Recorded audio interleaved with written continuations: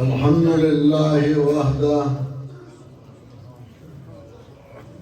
والصلاة والسلام على من لا نبي بعده أما بعد أعوذ بالله من الشيطان الرجيم بسم الله الرحمن الرحيم إن الله لا يغفر أن يشرك به ويغفر ما دون ذلك لمن يشاء ومن يشرك بالله فقد افترى إثما عظيما سبحان ربك رب العزة عما يصفون وسلام على المرسلين والحمد لله رب العالمین۔ میرے معزز علماء کرام، مسلمان بھائیوں، سب سے پہلے میں آپ کے سامنے ایک عرض کرنا چاہتا ہوں، اور وہ یہ کہ ہمارے پٹھانوں اور آپ کے عادات میں تھوڑا سا فرق ہے۔ ہر قوم کی اپنی مزاج ہوتی ہے۔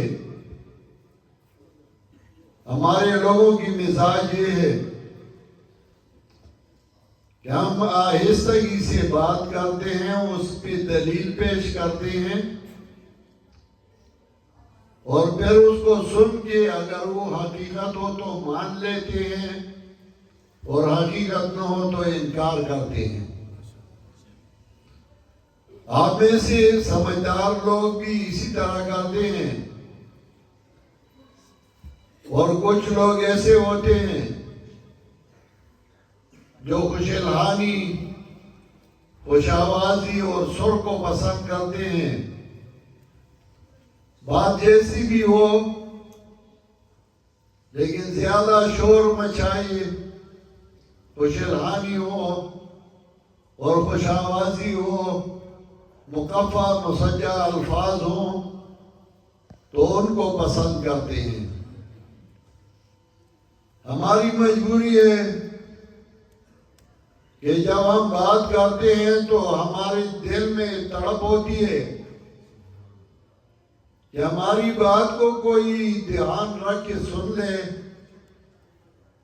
شاید کوئی بندہ خدا ایسا ہوگا جس کو فائدہ پہنچے گا اور وہ ہمارے لیے ذریعہ نجات ہو۔ اس دنیا میں جب کوئی بھی انسان مریض ہو، بیمار ہو، اور وہ کسی ڈاکٹر کے پاس جائے تو ڈاکٹر چند باتوں کا زیادہ اہتمام کرتا ہے۔ پہلی بات یہ کہ وہ ڈاکٹر اس انسان کو، اس مریض کو اس کا مرض دکھاتا ہے کہ تمہیں اس بیماری میں تم مبتلا ہو اور تمہیں یہ بیماری ہے۔ پھر اس بیماری کا سبب بتلاتا ہے کہ تمہیں یہ بیماری کیوں لگی، اس کا سبب کیا تھا، اور پھر تیسرے نمبر پہ اس کا علاج بتلاتا ہے کہ اس کا علاج کیا ہے۔ پھر علاج کے لیے جب دوائی دیتا ہے تو ساتھ ساتھ اس کو پرہیز بھی بتاتا ہے کہ یہ پرہیز ہے، یہ چیز نہ کھانا، یہ نہ کھانا، یہ نہ کھانا۔ جیسے کہ انسان کو بیماری مرض لگتا ہے اور بدنی بیماری، تو اسی طرح انسان کو روحانی بیماری بھی لگتی ہے۔ روحانی بیماری، اس کی تشخیص، اس کا سبب، اس کا علاج اور اس کے ساتھ پرہیز، یہ سارے اللہ تعالیٰ کی طرف سے ہیں، اور اس کو بتلانے کے لیے اللہ تعالیٰ نے انبیاء علیہ السلام بہترین مخلوقات مبعوث فرمائے۔ ہر دور میں انسانوں کو جو بیماری لگی تھی تو اللہ تعالیٰ نے اس بیماری کو دور کرنے کے لیے، اس کے علاج کے لیے اللہ تعالیٰ نے انبیاء علیہ السلام مبعوث فرمائے، اور جس قوم میں جو بیماری تھی اسی بیماری کا علاج ان کی وساطت اور ان کے ذریعے سے کروایا۔ حضرت شعیب علیہ السلام کے قوم میں ناپ تول کی بے ایمانی تھی، تو حضرت شعیب علیہ السلام نے اس کا علاج کیا۔ شرک کی بیماری تھی، اس کا علاج کرنے لگا۔ حضرت لوط علیہ السلام کے قوم میں جو بیماری تھی تو حضرت لوط علیہ السلام نے اس کے علاج کی کوشش کی اور لوگوں کو اس بیماری سے نکالنے کے لیے تگ و دو اور محنت کیا۔ اسی طرح ہر دور میں جتنے انبیاء علیہ السلام اللہ نے مبعوث فرمائے تو انبیاء علیہ السلام کی بیماری، اس کا سبب اور اس کا علاج اور پھر علاج کے ساتھ پرہیز لوگوں کو بتایا کہ یہ بیماری ہے، یہ سبب ہے، اس کا یہ علاج ہے اور اس کے ساتھ یہ پرہیز ہے۔ جناب رسول اللہ صلی اللہ علیہ وسلم، محمد مصطفیٰ صلی اللہ علیہ وسلم کا دور آیا تو اس وقت بہت ساری بیماری تھی۔ بیماریوں میں سب سے بڑی بیماری وہ شرک تھا، وہ دشمنی تھی، اور بہت ساری بیماریاں تھی۔ تو جناب رسول اللہ صلی اللہ علیہ وسلم نے اس کا علاج کیا، اس کا سبب بتلایا، اس کے پرہیز بتائی، اس کے اسباب بتلائی، اور آہستہ آہستہ لوگوں کا علاج ہوتا رہا۔ قرآن کریم نے جب اس کا ذکر کیا تو سورہ آل عمران میں اللہ رب العزت نے فرمایا وَاذْكُرُوا نِعْمَةَ اللَّهِ عَلَيْكُمْ إِذْ كُنْتُمْ أَعْدَاءً فَأَلَّفَ بَيْنَ قُلُوبِكُمْ فَأَصْبَحْتُمْ بِنِعْمَتِهِ إِخْوَانًا۔ اللہ کی نعمت کو یاد کرو جب آپ ایک دوسرے کے دشمن تھے اور ساری تکلیف اور ساری مصیبتوں سے دشمنی کا تذکرہ کیا، کیونکہ یہ ایک ایسی بیماری ہے جو دن بہ دن بڑھتا جا رہا ہے۔ اگر کسی کا باپ مر جائے تو پہلے دن تکلیف زیادہ ہوتی ہے، دوسرے دن اس کی بنسبت کم، تیسرے دن اس سے کم، اور جب سال گزر جاتا ہے تو وہ تکلیف ختم ہو جاتی ہے آہستہ آہستہ۔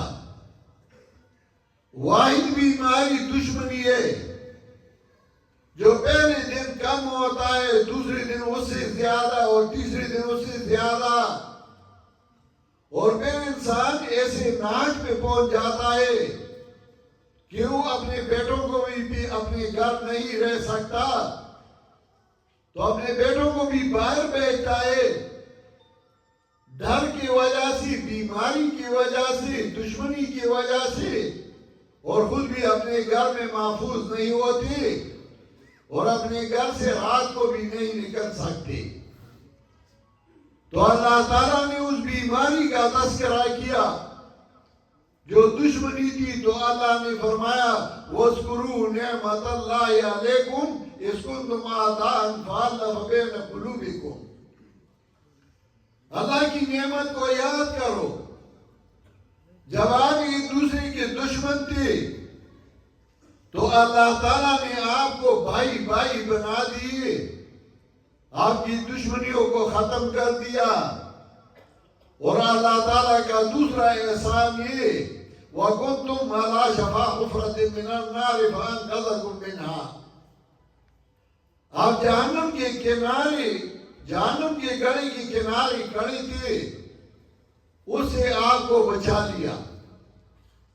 اسی طرح اس دور میں جب بیماری ہوتی ہے، بدن کی بیماری، اور جب ڈاکٹر کے پاس آپ جاتے ہیں تو ڈاکٹر دوائی دیتا ہے کہ یہ دوائی 1 ہفتہ استعمال کرو اور پھر میرے پاس آؤ۔ جب انسان اس دوائی کو استعمال کرتا ہے، اس میں سے چند ٹیبلٹ، کچھ دوائی وہ باقی رہتی ہے، اور وہ ڈاکٹر کے پاس جاتا ہے تو ڈاکٹر جب تشخیص کرتا ہے تو پھر کہتا ہے کہ اس دوائی کو چھوڑ دو، وہ اٹھا کے ڈسٹبن میں ڈالتا ہے اور دوسرا دوائی لکھتا ہے کہ ابھی تک یہ دوائی کام کرتا تھا، اس کے بعد اب دوسری قسم کی دوائی کی ضرورت ہے۔ اسی طرح روحانی بیماری تھی تو اللہ تعالیٰ نے ہر دور میں اس بیماری کے علاج کے لیے صحیفے اتاری، کتابیں اتاری، کبھی تورات کے شکل میں، کبھی انجیل کے شکل میں، کبھی زبور اور کبھی صحف ابراہیم کے شکل میں، لیکن وہ اس دور کے لیے تھی۔ پھر اللہ تعالیٰ نے ان سب کو منسوخ کر دیا اور ایک بہترین کتاب جس کا نام ہے قرآن کریم اللہ تعالیٰ نے نازل فرمایا۔ اس کتاب کو روحانی بیماری کے علاج کے لیے اتارا، لوگوں کو گٹاٹوب اندھیروں سے نکالنے کے لیے اتارا، جیسا کہ اللہ تعالیٰ نے سورہ ابراہیم کے ابتدا میں فرمایا لِتُخْرِجَ النَّاسَ مِنَ الظُّلُمَاتِ إِلَى النُّورِ، میں نے یہ عظیم و شان کتاب نازل کیا اسی لیے لِتُخْرِجَ النَّاسَ مِنَ الظُّلُمَاتِ إِلَى النُّورِ کہ لوگوں کو گٹاٹوب اندھیروں سے نکالو روشنی کی طرف۔ اور سفیان اسی وجہ سے فرماتے ہیں انزل الکتاب للتدبر وجعلوه للتلاوہ، قرآن کو اللہ تعالیٰ نے تدبر، سوچنے کے لیے نازل کیا کہ اس میں سوچ لو، اس سے سبق سیکھو۔ لوگوں نے صرف تلاوت کے لیے بنا دیا، اور حضرت علی رضی اللہ تعالیٰ عنہ کا قول ہے صفات و صفحہ میں ابن جوزی رحمہ اللہ نے ذکر کیا ہے، حضرت علی فرماتے ہیں لا خیر فی قراءۃ لا تدبر فیہا، جس قراءت میں تدبر نہ ہو، سوچ نہ ہو، فکر نہ ہو، اس کا تمہیں کوئی فائدہ نہیں ملتا بغیر ثواب کے۔ سوچنا چاہیے قرآن میں۔ تو آخری کتاب اللہ تعالیٰ نے نازل فرمایا جس کا نام ہے قرآن کریم، اور ہم کتنے خوش قسمت لوگ ہیں کہ اللہ تعالیٰ نے ہمیں اس امت میں پیدا کیا، اور پھر ایسی کتاب ہماری قسمت میں آئی، اور ہم ایسے پیغمبر جو خاتم النبیین ہیں، جو امام المرسلین ہے، جو شفیع المذنبین ہے، ہمیں اس کی امتی بنا دیے۔ لیکن بدقسمتی یہ ہے کہ ہم نے نہ پیغمبر پاک کے اقوال سے فائدہ لیا، نہ قرآن کو سمجھا، نہ قرآن کریم کو سیکھا، اور نہ کسی قرآن سے قرآن کریم سنا۔ ایک روایت میں آتا ہے کہ کن عالمن او متعلمن او خادما ولا تکن رابعا فتولک، یا قرآن کریم کا عالم بن جاؤ، دوسروں کو سکھاؤ، یا اس کا طالب علم بن جاؤ، اس کو سیکھ لو، یا قرآن کریم والوں کا خادم بن جاؤ، ولا تکن رابعا فتولک، اور چوتھی قسم بنو ورنہ ہلاک ہو جاؤ گے۔ ہماری ذمہ داری ہے کہ ہم خود قرآن کریم کو سیکھ لیں، قرآن کریم کو سمجھیں، تو قرآن کریم کو جب آپ سمجھیں گے تو رسول اللہ صلی اللہ علیہ وسلم بھی تقریباً 86 سورتیں جو مکہ مکرمہ میں نازل ہوئی اس میں ایک ہی بیماری کا تذکرہ ہے اور اس کا علاج، وہ 86 سورتیں جس میں ایک بیماری کا تذکرہ ہے، اس کا علاج ہے۔ ہم نے وہ بیماری سمجھا، اور اگر کسی کو کہتے ہو کہ تم اس بیماری میں مبتلا ہو تو لڑ پڑتا ہے اور گلے سے پکڑتا ہے انسان کو۔ یہ نہیں کہتا کہ میرا خیر خواہ ہے، میری بیماری مجھے بتلاتا ہے، اس کا علاج بتلاتا ہے، بلکہ وہ دشمنی بھی اتر آتا ہے۔ وہ بیماری کون سی تھی؟ میں نے جس آیت کی تلاوت کی سورہ نساء کی آیت ہے، اور سورہ نساء میں اللہ رب العزت نے اس آیت کو 2 دفعہ ذکر کیا، صرف ترتیب میں تبدیل کر دی۔ ایک جگہ اللہ نے فرمایا ان اللہ لا یغفر ان یشرک بہ، ان اللہ لا یغفر ان یشرک بہ ویغفر ما دون ذلک لمن یشاء، یقیناً اللہ مغفرت نہیں کرتا ان کو جس نے اللہ کے ساتھ شرک کیا۔ شرک عربی لفظ ہے، شرک کا معنی ہے سردار بنانا، جیسا کہ ہم لوگ کہتے ہیں فلاں میرا شریک ہے، یعنی میری دکان میں میرے ساتھ اس کا حصہ ہے۔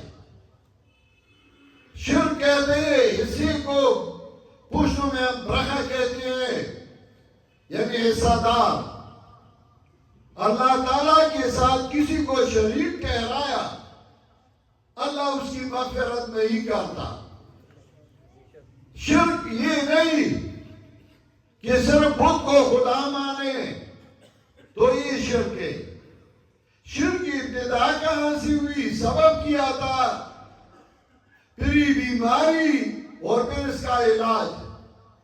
سبب یہ تھا کہ حضرت آدم علیہ السلام کے اولاد یا اس کے نواسے، حافظ ابن کثیر رحمت اللہ علیہ نے اپنی تفسیر میں لکھا ہے جب حضرت آدم کے اولاد، اس کے بیٹے یا اس کے نواسے جب فوت ہو گئے تو شیطان آیا اور لوگوں کو کہنے لگا میں ان کی تصویریں آپ کے لیے نہیں بناتا، میں ان کی تصویریں بنا دوں گا، آپ ان کو دیکھتے رہیں گے اور خوش ہوتے رہیں گے، یہ آپ کو یاد دلاتے رہیں گے۔ لوگوں نے کہا بنا لے، اس نے بنا لیے۔ جب دوسری صدی آئی تو انہوں نے اس کا احترام شروع کر دیا، تیسری صدی آئی انہوں نے اس سے زیادہ احترام کیا۔ اسی طرح علامہ ابن تیمیہ رحمہ اللہ نے بھی لکھا ہے کہ جب 10 قرون 10 صدیاں گزر گئی تو لوگوں نے یہ سمجھا کہ اس تصویروں میں، اس شکلوں میں، اس بتوں میں ان نیک بندوں کی روح آتی ہے، اعادہ روح کے وہ قائل تھے، تو ان کا یہ خیال تھا کہ اس میں ان کی روح آتی ہے اور یہ نیک بندے ہیں، تو ہم اپنے حاجات کو ان کے سامنے پیش کرتے ہیں اور یہ اللہ کے برگزیدہ لوگ ہیں، یہ ہمارے لیے اللہ کے ہاں سفارش کرتے ہیں۔ اگر ہم اللہ کو ڈائریکٹ کہتے رہے، ڈائریکٹ اللہ سے مانگتے رہے تو ہم گناہگار ہیں، یہ نیک بندے ہیں اور ان کے وساطت سے ہم اللہ تعالیٰ کے سامنے اپنا سوال پیش کرتے رہیں گے۔ چنانچہ اسی حالت میں اللہ تعالیٰ نے حضرت نوح علیہ السلام کو مبعوث فرمایا. امام بخاری رحمت اللہ علیہ نے یہ آیت ابتدا میں لکھا ہے صحیح البخاری میں کہ اِنَّا أَوْحَيْنَا إِلَيْكَ كَمَا أَوْحَيْنَا إِلَىٰ نُوحٍ. نبی علیہ السلام کی وحی کی تشبیہ حضرت نوح علیہ السلام کی وحی کے ساتھ دیا. اسی وجہ سے کہ نوح علیہ السلام سے پہلے شرک کی تردید کسی نے نہیں کی تھی، شرک تھا نہیں. تو پہلا پیغمبر جس نے شرک کی تردید کی ہوتا ہے نوح علیہ السلام. جب اس نے شرک کی تردید کی تو اس کی قوم آپس میں کہنے لگی وَقَالُوا لَا تَذَرُنَّ وَدًّا وَلَا سُوَاعًا وَلَا يَغُوثَ وَيَعُوقَ وَنَسْرًا. آپس میں کہنے لگی ایک دوسری کو لَا تَذَرُنَّ وَدًّا وَلَا سُوَاعًا وَلَا يَغُوثَ وَيَعُوقَ وَنَسْرًا. ود کو نہ چھوڑو، یغوث کو نہ چھوڑو، یعوق کو نہ چھوڑو، سوا اور نصر کو نہ چھوڑو. یہ ود، سوا، یغوث، یعوق کون تھے؟ ساروں نے لکھا ہے، امام بخاری نے بھی لکھا ہے کانوا رجالا صالحین. یہ نیک بندی تھی، نیک بندوں کی شکلیں بنائی تھی. ان کا یہ عقیدہ تھا کہ ہم ان کو کہتے رہیں گے یہ ہمارے لیے سفارشی ہوں گے. آج کل لوگ کیا کہہ رہے ہیں؟ کہتے ہیں یہ نیک بندے ہیں، ان کے قبروں پہ جاتے ہیں اور کہتے ہیں یہ ولی اللہ ہے، ہم ان کو کہتے ہیں ہمارے لیے سفارشی. اسی وجہ سے سورہ یونس آیت نمبر 18 11واں پارہ میں اپنے پاس لکھے، سورہ یونس آیت نمبر 18 11واں پارہ. مشرکین کا یہ عقیدہ تھا وَيَعْبُدُونَ مِن دُونِ اللَّهِ مَا لَا يَضُرُّهُمْ وَلَا يَنفَعُهُمْ وَيَقُولُونَ هَؤُلَاءِ شُفَعَاؤُنَا عِندَ اللَّهِ. یہ اللہ کے بغیر ان کی عبادت کرتے ہیں جو نہ ان کو ضرر پہنچا سکتے ہیں نہ فائدہ پہنچا سکتے ہیں. پھر ان کے نام پہ نظر و نیاز اور چڑھائی کیوں دیتے ہیں؟ ان کی قبروں پہ سجدے کیوں کرتے ہیں؟ ان کو کیوں پکارتے ہیں؟ اسی لیے وَيَقُولُونَ هَؤُلَاءِ شُفَعَاؤُنَا عِندَ اللَّهِ. یہ کہتے ہیں یہ نیک بندی ہمارے لیے اللہ کے ہاں سفارشی ہے. آج کل کیا کہتے ہیں؟ یہ علیحدہ بات ہے کہ ایک بندہ شرک کرتا ہے اور اس کو شرک نہیں کہتا. شرک یہ شاہ ولی اللہ رحمہ اللہ نے لکھا ہے، شرک یہ کہ اللہ کی صفت کسی اور میں جانے. اور پھر لکھتے ہیں اگر مرد یا عورت نے شرک کیا ان کا نکاح ٹوٹ گیا. اتنی بڑی بیماری ہے لیکن کوئی اس کو بیماری نہیں کہتا. اور اگر تم اس کو بیماری دکھلاتے ہو تو پھر لڑ پڑتا ہے مجھے مشرکہ. بھائی ہم نے آپ کو مشرک نہیں کہا ہے، ہم شرک پہ رد کرتے ہیں. ہم کہتے ہیں یہ عمل شرک ہے، اس سے اپنے آپ کو بچاؤ. اور شرک کا سبب محبت اپنے حد سے زیادہ. جب حد سے محبت زیادہ ہو جاتی ہے یہ سبب بن جاتا ہے شرک کا. ان کی نیک بندوں کے ساتھ محبت تھی لیکن محبت اس حد تک پہنچا کہ انہوں نے اللہ کی صفت اولیاء کرام کو دے دیا. تو اللہ نے فرمایا ان اللہ لا یغفر ان یشرک به وَيَغْفِرُ مَا دُونَ ذَلِكَ لِمَن يَشَاءُ، یقیناً اللہ مغفرت نہیں کرتا ان کا جس نے اللہ کے ساتھ کسی اور کو شریک ٹھہرایا۔ اس سے علاوہ اگر اور کوئی گناہ ہو اللہ مغفرت کرتا ہے جب چاہیے۔ پھر 2 دفعہ اللہ نے فرمایا تتمہ، وَمَن يُشْرِكْ بِاللَّهِ فَقَدِ افْتَرَىٰ اِثْمًا عَظِيمًا، اور دوسری جگہ فرمایا وَمَن يُشْرِكْ بِاللَّهِ فَقَدْ ضَلَّ ضَلَالًا بَعِيدًا۔ یہ کیوں؟ علماء جانتے ہیں، اسی وجہ سے کہ لوگ 2 قسم کے ہیں۔ ایک ہے وہ لوگ جو عوام ہیں، دوسری وہ ہے جو علماء ہیں۔ علماء جب شرک کرتے ہیں تو شرک کے طریقے بتلاتے ہیں، اس کے لیے دلائل بناتے ہیں، کبھی روایات ضعیفہ موضوعہ، کبھی خواب فلان صاحب نے خواب دیکھا تھا، خواب میں ایسا ہوا، خواب میں ایسا ہوا، کبھی کسی کہانیاں۔ تو اللہ تعالیٰ نے جب علماء کی تردید کی تو اللہ نے فرمایا فَقَدِ افْتَرَىٰ اِثْمًا عَظِيمًا، انہوں نے بہت بڑا گناہ بنا دیا۔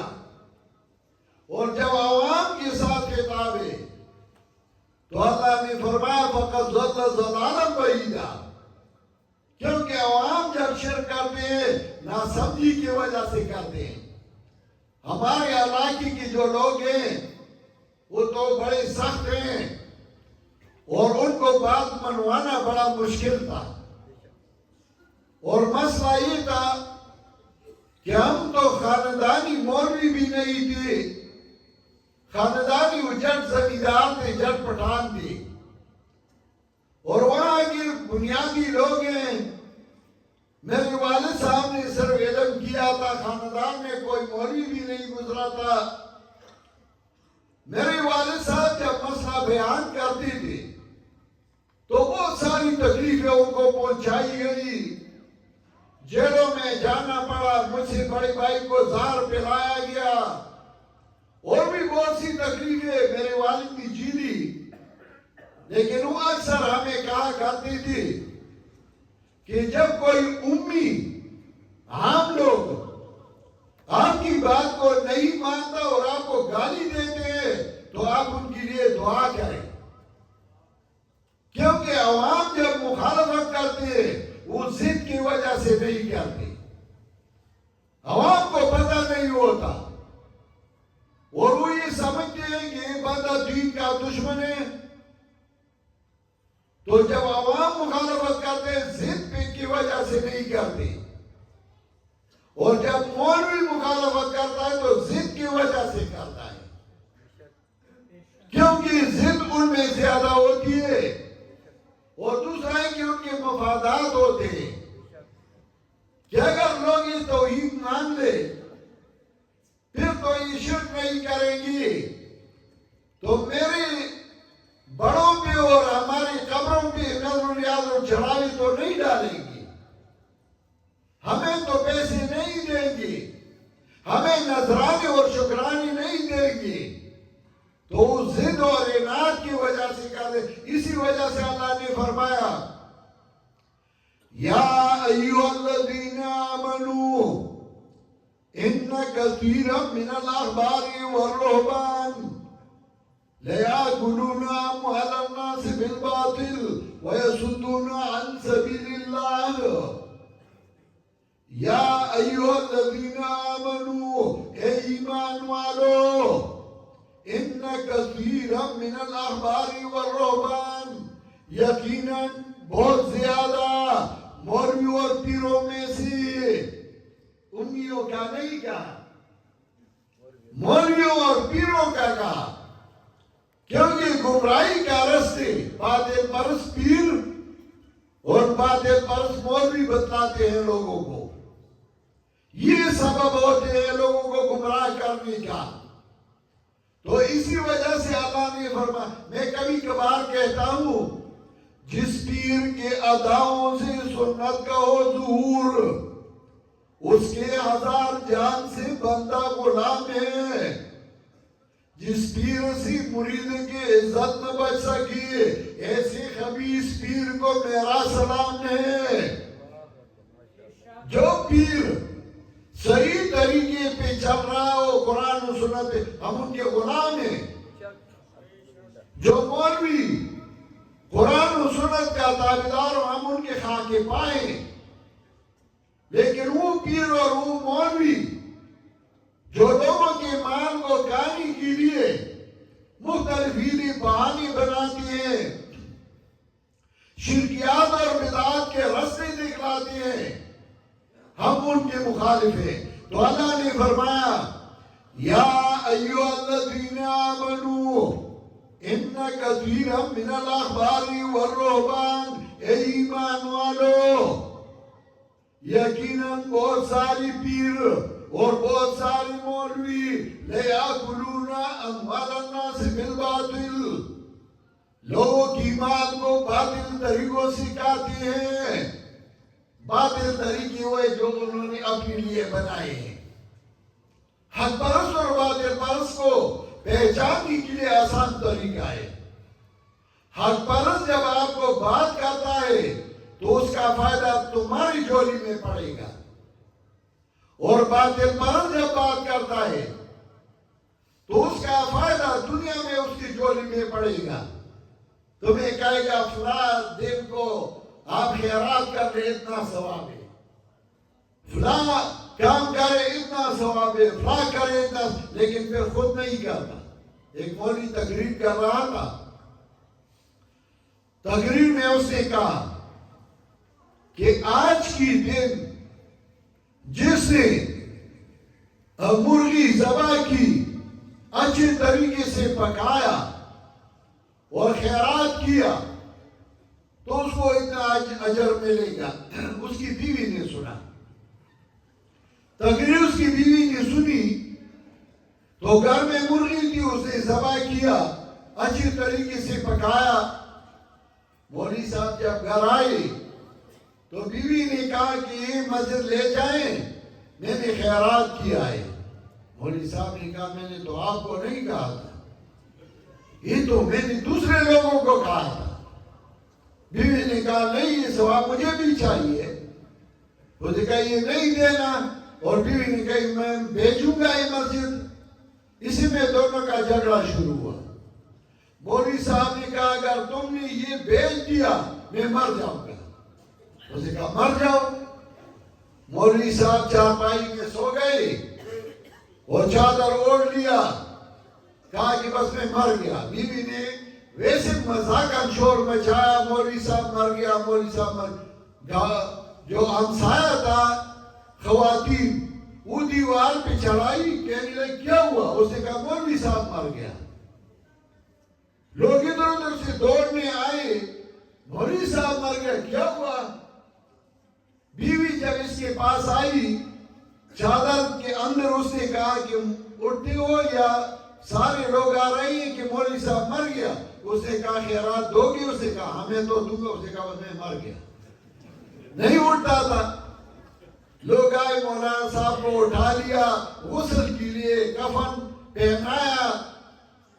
جب لے آئی تو بیوی آئی اور کفن میں اس نے سر اندر کر دیا، کہنے لگی اٹھتے ہو یا تمہیں دفنا دیں گے؟ مولوی صاحب نے کہا خیرات دو گی؟ اس نے کہا ہاں دوں گی۔ اس نے کہا بس میں مر گیا ہوں۔ تو بیوی نے کہا بس مولوی مر گیا اور اس کا مال نیلام ہو گیا۔ دوسروں کو تو کہتے ہیں کہ خیرات دو، دوسروں کو کہتے ہیں یہ اس میں ثواب ہے، اس میں خود کبھی کیا ہے یہ کام؟ خود نہیں کرتے، اپنے طرف سے طریقے بناتے ہیں۔ دین وہ ہے جو پیغمبر پاک اور صحابہ کرام نے کیا ہے، اپنے طرف سے کسی نے بنایا یہ دین نہیں ہے۔ اسی وجہ سے امام مالک رحمہ اللہ کا قول ہے فَمَا لَمْ يَكُنْ يَوْمَئِذٍ دِينًا فَلَا يَكُنُ الْيَوْمَ دِينًا۔ جو چیز اسی زمانے میں دین نہ تھا، آج کل وہ دین نہیں بن سکتا. کسی سے یہ نہ پوچھے کہ کیوں کر رہے ہو، یہ پوچھ لو کہ مولانا صاحب یہ تم جو کچھ کر رہے ہو یہ نبی علیہ السلام نے کیا تھا، صحابہ کرام نے کیا تھا. اگر انہوں نے کیا ہوگا اس طریقے سے تو ہم بھی کر لیں گے. انہوں نے نہیں کیا ہو تو یہ دین نہیں ہے. نبی علیہ السلام قبر کے پاس گئے ہیں دعا کے لیے. حدیث میں آتا ہے ایک رات رسول اللہ صلی اللہ علیہ وسلم اپنے بستر میں نہ تھے. ام المومنین چلی گئی، کہاں نبی علیہ السلام چلا گیا؟ دیکھا تو جنت البقیع میں کھڑے ہیں، دعا کر رہے ہیں. آپ قبر پہ جائیں ان کے لیے دعا کر لیں. لیکن یہ طریقہ کہاں نبی علیہ السلام نے کیا تھا کہ قبر پہ پھولوں کی چادر چڑھائیں؟ نبی علیہ السلام اور صحابہ کرام کے دور میں کبھی ایسا ہوا ہے کہ کسی نے دمبے اور بکریاں یہ قبر پہ لے گئے کہ نظر و چڑھاوا ہے؟ کیا آج کر رہی ہیں؟ نبی علیہ السلام کے دور میں آزانیں ہوئی، ایک آزان کوئی ثابت کر سکتا ہے کہ اس سے پہلے صحابہ کرام نے یہ پڑھا ہو الصلاۃ والسلام علیکہ یا رسول اللہ؟ اگر انہوں نے پڑھا ہم بھی پڑھتے رہیں گے. اگر اس کو دین سمجھتے ہیں، اور اگر انہوں نے نہیں کیا ہو تو کیوں بھائی تم کر رہے ہو؟ یہ بیماریاں ہیں اور اس بیماری کے اسباب معلوم کرنا اور اس کا علاج کے لیے اللہ تعالیٰ نے قرآن کریم اتارا ہے. اور پھر رسول اللہ صلی اللہ علیہ وسلم کے احادیث ہے. کوئی اس کو سمجھے تو اس کا علاج ہو جائے گا، اور اگر کوئی نہ سمجھے میرے بھائی علاج نہیں ہو سکتا. امن کے لیے یہ ضروری ہے، علاج کے لیے یہ ضروری ہے کہ ہم قرآن کریم کو سمجھیں، قرآن کریم کو سیکھیں. اور اصل چیز یہ ہے جب ہم قرآن کریم کو سیکھ لیں گے انشاءاللہ ہمارے ملک میں امن ہوگی، ہمارے ملک میں لوگوں کے عقیدے کی اصلاح ہوگی. اس کے لیے ایک جماعت کی ضرورت ہے، ایک تنظیم کی ضرورت ہے، اور وہ تنظیم اس دور میں ہے جماعت ارشاد توحید و سنت. یعنی وہ جماعت جو توحید اور سنت کی اشاعت کرتا ہے، جس کا پنجاب کی سطح پہ یہ ہمارا امیر ہے مولانا فرید احمد حقانی صاحب. مجھے کبھی کبھار کچھ لوگ کہتے ہیں فلاں ناراض ہے، فلاں خفا ہے، صلح کب ہوگی، صلح کیسی ہوگی؟ میں کہتا ہوں میرا کسی سے دشمنی ہے نہیں، میرا کسی سے کٹی ہے نہیں. ہم تو کام کرنے والے لوگ ہیں، ہم تو توحید و سنت کی اشاعت کرتے ہیں. جو ہمارے ساتھ توحید و سنت کی اشاعت کے لیے آتے ہیں آئیں، جو نہیں آتے انفرادی کام کرتے ہیں انفرادی کام کرتے رہیں. اگر ان کو امیر مانتے ہیں تو ان کی امارت کے تحت کام کریں.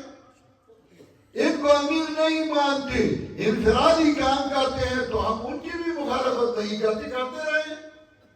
لیکن ہمارا اصل کام یہ ہے کہ ہم توحید و سنت کی اشاعت کریں اور صرف اللہ کی رضا کے لیے. آپ یقین جانیں صبح جب میں آ رہا تھا میں اتنا فارغ بھی نہیں ہوں، میں کاروباری مولوی ہوں، اپنا کاروبار بھی کرتا ہوں. الحمدللہ میرے اپنے کاروبار ہیں. میں نے باہر ممالک میں بھی، دبئی میں بھی، عمان میں بھی، چائنا میں، ملیشیا میں کاروبار کیے ہیں. اب بھی الحمدللہ میرے کاروبار ہیں، ہوٹلیں ہیں اور کاروبار ہیں. زمیندار بھی ہوں، اتنا فارغ بھی نہیں ہوں. اور یقین جانے قرآن میرے ہاتھ میں اگر مجھے کوئی 2 لاکھ روپے دیتے ہیں کہ آپ صرف یہاں نوشہرہ ویرکا تک آئیں اور واپس جائیں، پھر بھی میں نہیں آؤں گا. میں پیسوں کے لیے نہیں جاتا کہیں، صرف یہ ہمارا اپنا ذمہ داری سمجھتے ہیں کہ ہماری ذمہ داری ہے کہ ہم لوگوں تک یہ پیغام پہنچائیں اور اپنے ساتھیوں کی حوصلہ افزائی کریں. ہم ساتھیوں کی حوصلہ افزائی کے لیے آتے ہیں، پیغام پہنچانے کے لیے آتے ہیں. اگر اللہ تعالیٰ نے یہ چھوٹا سا عمل ہمارا قبول کیا تو یہ ہمارے لیے ذریعہ نجات بنے گا انشاءاللہ. اسی نیت سے ہم آئے ہیں. آپ کی بھی ذمہ داری ہے کہ آپ ہماری باتوں کو سن لیں. میرے بعد انشاءاللہ ہمارے صوبہ پنجاب کے امیر مولانا فرید احمد حقانی صاحب بھی تشریف لا چکے ہیں، مولانا اسرار صاحب بھی آئے ہیں. ان کے بیانات سن لیں اور اس سے فائدہ اٹھا لیں. یہ آپ کے لیے ایک رات ساری عمر سے بہتر ہوگی. میں اللہ کے دربار میں دعا گو ہوں کہ اللہ تعالی ہمیں ان باتوں پہ عمل کرنے کی توفیق عطا فرمائے اور اللہ تعالیٰ ہمیں قرآن و سنت کا خادم ہمیشہ کے لیے بنائے. وآخر دعوانا ان الحمدللہ رب العالمین.